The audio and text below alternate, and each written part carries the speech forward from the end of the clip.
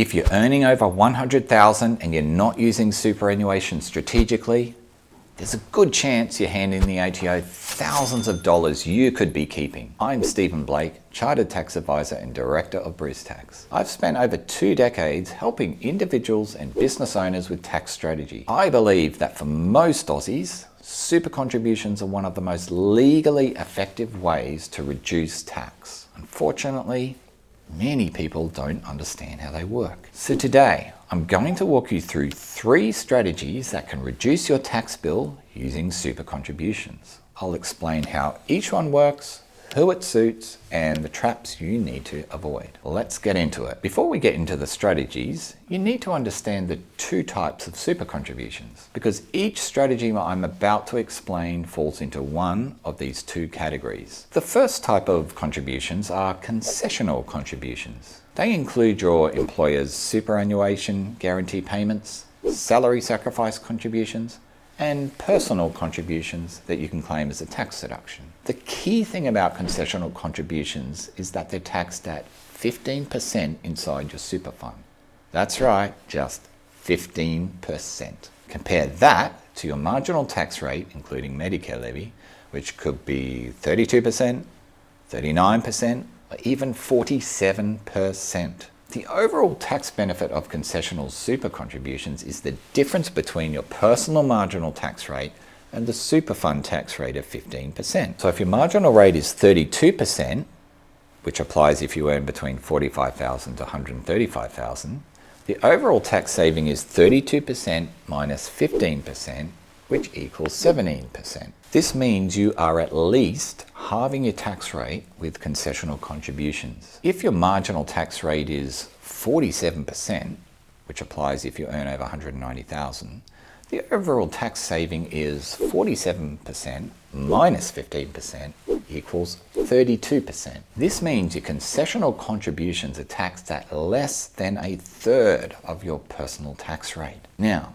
I'm not giving financial advice as to what is best for your personal situation. But think about this. Where can you get between a 17% to 32% immediate investment return that is risk-free? I'm not aware of anything that comes remotely close. At the moment, the most you'll get for a risk-free term deposit will be realistically less than 5%. Now, sometimes people say, yep, that's great.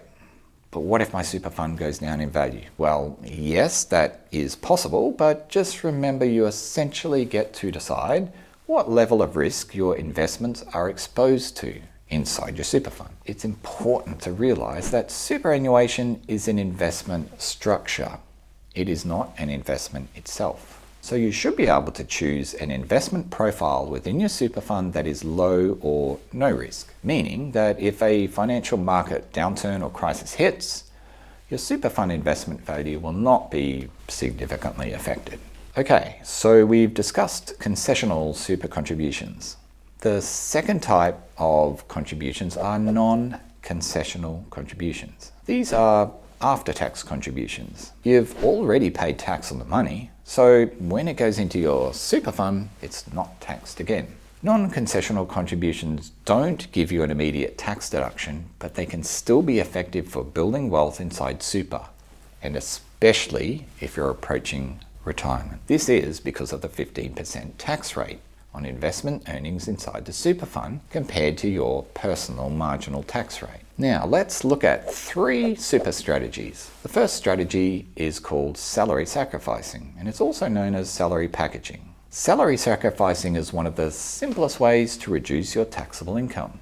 Here's how it works. Instead of receiving your full salary and paying tax on it, you ask your employer to divert part of your pre-tax salary directly into your super fund. That money is then taxed at 15% inside super, instead of being taxed at your personal marginal tax rate. Let's look at an example. Say you're earning $100,000 a year and your marginal tax rate is 32%, including the Medicare levy. If you salary sacrifice $10,000, that $10,000 is now taxed at 15% instead of 32%.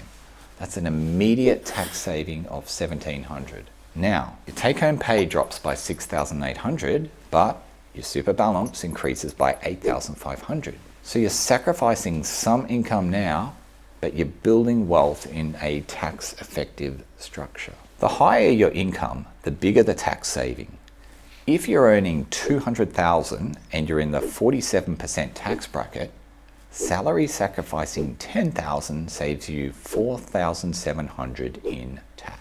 The main limitation with salary sacrificing is that not all employers offer it. Small businesses in particular might not have the payroll system set up to handle it, or they might find the extra admin work too much of a burden. The good news is, even if your employer doesn't offer salary sacrificing, you can still get the exact same tax benefit using the next strategy, which is personal deductible contributions. This works exactly the same way as salary sacrificing, except you're using money from your own bank account. Here's the process. You transfer money from your personal account into your super fund. Then you complete a form called a Notice of Intent to claim a tax deduction, and you submit it to your super fund before you lodge your tax return. This form is basically you telling your super fund and the ATO, I've just put this money into my super, and I want to claim it as a tax deduction. It's a formal declaration that converts your after-tax contribution into a concessional contribution that you can claim on your tax return. You can get this form from the ATO website, or most super funds have their own version of it. You just fill in your details, specify how much you contributed, and submit it to your super fund. Once your super fund acknowledges the form, you can claim the contribution as a tax deduction on your tax return. Now, here are two things you need to know. You must make your contribution before 30th of June in the financial year you wish to claim a deduction. Your super fund must physically receive your contribution by 30th of June, otherwise the contribution will fall into the next financial year. You must complete the Notice of Intent form before you lodge your tax return. If you forget to do this, you can't claim the deduction. Or you'll have to postpone lodging your tax return until after you submit the form and it's processed by your super fund. So if you're going to make personal deductible contributions, lodge the Notice of Intent form as soon as you make the contribution. It's worth noting that the tax savings of personal deductible contributions are identical to salary sacrificing. The reason why is that salary sacrificing and personal deductible contributions both reduce taxable income. Here's an example. Let's say you're on a salary of $100,000 and salary sacrifice $10,000 into super. Your employer will divert that $10,000 of your salary into your super fund and will report you as earning $90,000 in taxable income. Alternatively, if you're on a salary of $100,000 and make a personal deductible contribution of $10,000, your taxable income will reduce to $90,000. Now you might wonder, if salary sacrificing and personal deductible contributions achieve the same outcome, which one should I do? I usually recommend personal deductible contributions rather than salary sacrificing. The reason why is that personal contributions are more flexible. You've got the option of waiting until June and deciding how much you want to contribute, then doing a bank transfer from your personal bank account to your super fund. Whereas with salary sacrificing, you essentially need to decide early in the financial year how much your employer will regularly contribute from your pay into your super. The third super contribution strategy is to bring forward unused concessional contribution caps. Now, most people know about the $30,000 concessional contribution cap. That's the maximum you can contribute in a year and claim as a tax deduction. But what most people don't know is that if you haven't used your full cap in previous years, you can carry that forward, the unused amounts, and contribute more than $30,000 in a single year. This is called the carry forward rule, and it can be very useful if you've had a high income year. Here's how it works. If your total superannuation balance is less than $500,000 as of 30th of June in the previous financial year, you can carry forward any unused concessional cap amounts from the previous 5 years. Let me give you an example.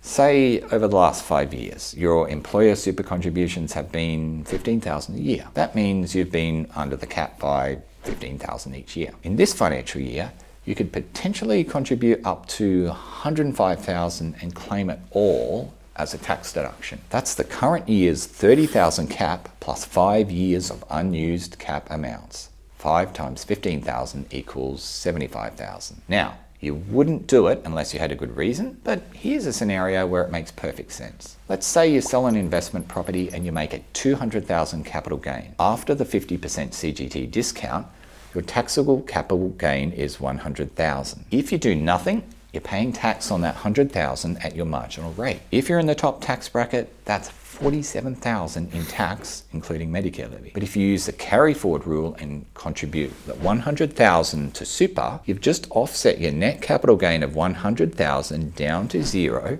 by claiming a deduction of $100,000. So overall, the only tax paid on your capital gain is the 15% tax paid by your super fund on your contribution, which is $15,000.